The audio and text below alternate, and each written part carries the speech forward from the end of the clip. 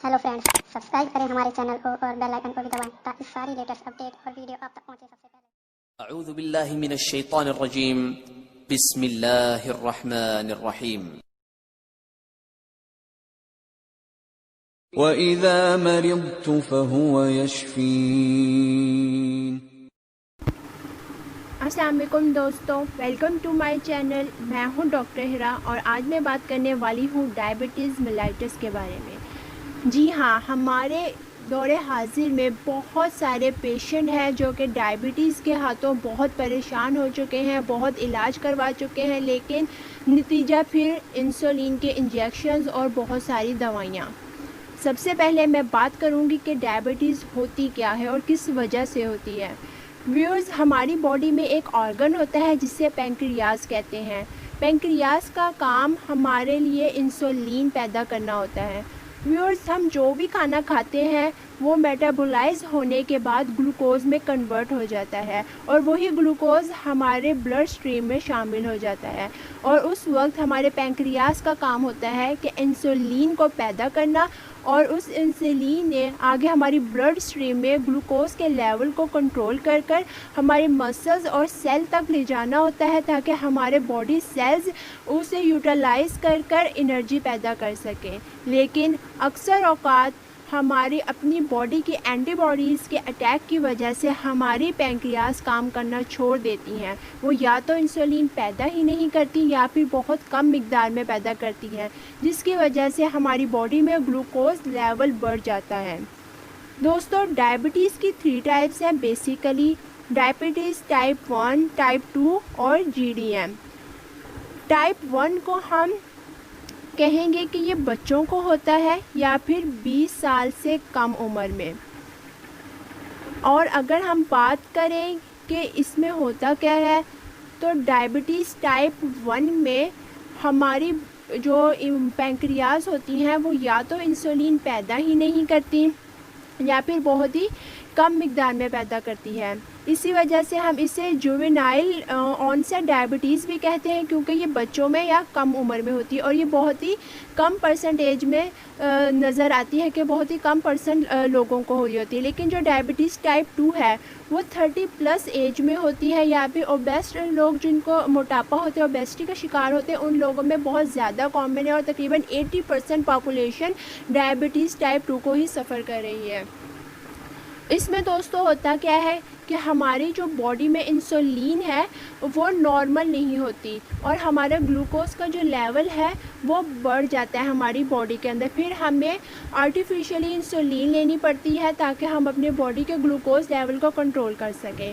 Type 3 ہے GDM، جسے گیسٹیشنل diabetes mellitus بھی کہا جاتا ہے. ویورز، یہ ڈائبٹیز کی جو ٹائپ ہے یہ زیادہ تر صرف پریگنینسی میں ہوتی ہے. اس کے سمٹمز پریگنینسی سے پہلے کبھی سامنے نہیں آتے اور بعد میں بھی نہیں آتے، لیکن صرف گیسٹیشنل جو پیریڈ ہے اس میں ہوتا ہے، لیکن اس کے سائیڈ ایفیکٹ مدر اور بچے کے اوپر بھی پڑتے ہیں.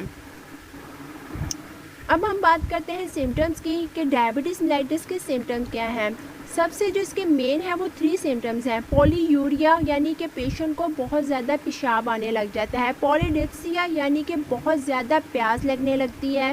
پولیفیجیا، مریض کو بہت زیادہ بھوک لگنے لگتی ہے. یہ مین 3 سمٹمز ہیں. اگر کسی پیشنٹ کے اندر یہ 3 سمٹمز اکٹھے نظر آنے شروع ہو گئے تو انہیں چاہیے کہ فوری طور پر اپنا بلڈ شوگر لیول ٹیسٹ کرائیں. اس کے علاوہ بھی کچھ چھوٹی سی سمٹمز ہیں، جیسے کہ زیادہ جن کو ہو جاتی ہو اور کچھ عرصہ ہو جاتا ہے ڈائبٹیز ہوئے تو ان میں ڈلنس بہت زیادہ آ جاتی ہے، ویکنیس آ جاتی ہے، کمزوری فیل ہونا شروع ہو جاتی ہے اور پیشنٹ آہستہ آہستہ کمزور ہونے لگتا ہے. دوستو، آج میں آپ کو ڈائبٹیز میلائٹس کو کنٹرول کرنے کے لیے 2 میڈیسنز کے نام بتاؤں گی. آپ ان میڈیسن کو یوز کریں، انشاءاللہ تعالی آپ کو بہت اچھا فرق پڑے گا. کوئی سائیڈ ایفیکٹ نہیں ہے، اور موسٹ اسپیشلی کہ ایکسٹرنلی جو انسولین کے انجیکشنز وغیرہ یوز کیے جاتے ہیں تکلیف بھی برداشت کرنی پڑتی ہے اور اس کو بھی بہت مینٹین کرنا پڑتا ہے. بہت سارے ایشوز ہوتے ہیں تو ان سے آپ کی جان چھوٹ جائے گی. تو ویورز، پہلے جو ڈراپس میں بتانے والی ہے وہ ہے ڈیبونیل ڈراپس. کرنا کیا ہے، آپ نے اسے یوز کرنا ہے کھانا کھانے کے 1 گھنٹہ پہلے. جی کھانا کھانے کے 1 گھنٹہ پہلے آپ نے ½ کپ پانی لینا ہے، اس میں 20 بوند نیبونیل ڈراپس کے ڈالنے ہیں اور اسے استعمال کرنا ہے۔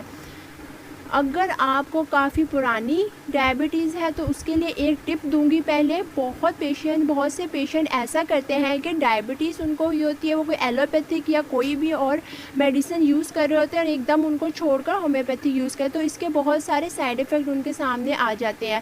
تو آپ نے ایسے نہیں کرنا۔ اگر آپ کو کوئی 4-5 سال یا 2-3 سال پرانی ڈائبٹیز ہے تو آپ اگر کوئی بھی ایلوپیتھک میڈیسن یوز کر رہے ہیں تو فوری طور پر آپ اسے نہیں چھوڑیں گے، آپ اس کے ساتھ ہومیوپیتھک میڈیسن استعمال کریں اور 15 سے 20 دن تک آپ اس میڈیسن کے ساتھ ہومیوپیتھک میڈیسن لیں اور 15-20 دن کے بعد آپ وہ چھوڑ کر پھر صرف ہومیوپیتھک میڈیسن ہی کنٹینیو کریں۔ تو یہ تھی ڈیبونیل ڈراپس۔ اور سیکنڈ جو میں آپ کو میڈیسن بتا رہی ہوں دوستو، آپ کو جیسے پتہ ہی ہوگا کہ ڈائبٹیز میں کہتے ہیں جامن کھائیں، ڈائبٹیز پیشنٹ کے لیے بہت اچھا ہوتا ہے۔ تو جو میڈیسن میں ابھی آپ کو بتانے جا رہی ہوں یہ بھی جامن کی گٹھلی سے بنی ہے، سائزیگنم جیمبولینم۔ یہ ٹیبلٹس لیں گے آپ شوابے کی۔ تو دوستو اسے کیسے کھانا ہے، آپ نے کھانا کھانے کے 1 گھنٹے کے بعد آپ نے اسے استعمال کرنا ہے۔ کھانا کھانے کے 1 گھنٹے کے بعد آپ 2 گولیاں اس میڈیسن کی استعمال کریں گے اور اسے کنٹینیو رکھیں۔ انشاءاللہ آپ دیکھیں گے کہ سب سے پہلے تو آپ کی جو سمٹمز ہیں ڈلنس کی، ویکنیس کی، ویٹ لاس ہو رہا ہے اور ساتھ ہی ساتھ جو پولی یوریا، پولی ڈپسیا اور پولی فیجیا، ان سب کی جو سمٹمز ہیں پہلے آہستہ آہستہ آپ کی یہ سمٹمز دور ہونا شروع ہوں گی، آپ کی باڈی آپ کو طاقت آنا محسوس ہوگی۔ اگر آپ کو کوئی گیسٹرک ایشوز ہو رہے ہیں تو وہ ٹھیک ہونا شروع ہوں گے، اس کے بعد آہستہ آہستہ آپ کی جو شوگر لیول ہے وہ بھی نارمل ہونا شروع ہو جائے گی۔ تو یہ چیز آپ نے لازمی یاد رکھنی ہے کہ پہلے اگر آپ کوئی بھی انگریزی دوائی استعمال کر رہے ہیں تو اس کو فوری طور پر آپ نہیں چھوڑیں گے، تقریباً 15 سے 20 دن تک آپ اس میڈیسن کے ساتھ کنٹینیو رکھیں گے اور اس کے بعد آپ صرف وہ یوز کریں گے۔ دوستو ایک اور یہاں پہ میں بات کروں گی، زیادہ لمبی اور ویڈیو نہیں کروں گی۔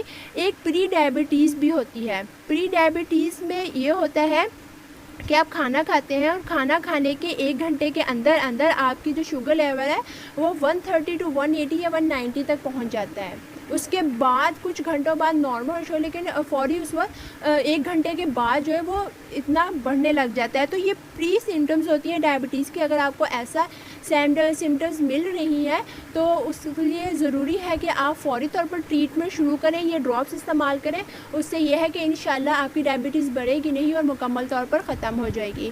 امید کرتی ہوں کہ آج کی میری ویڈیو آپ کے لیے بہت انفارمیٹیو رہے گی، بہت ہیلپ فل رہے گی۔ پسند آئی ہو تو لائک ضرور کیجیے گا، اگر میرا چینل آپ نے ابھی تک سبسکرائب نہیں کیا تو کائنڈلی سبسکرائب کیے گا۔ شکریہ۔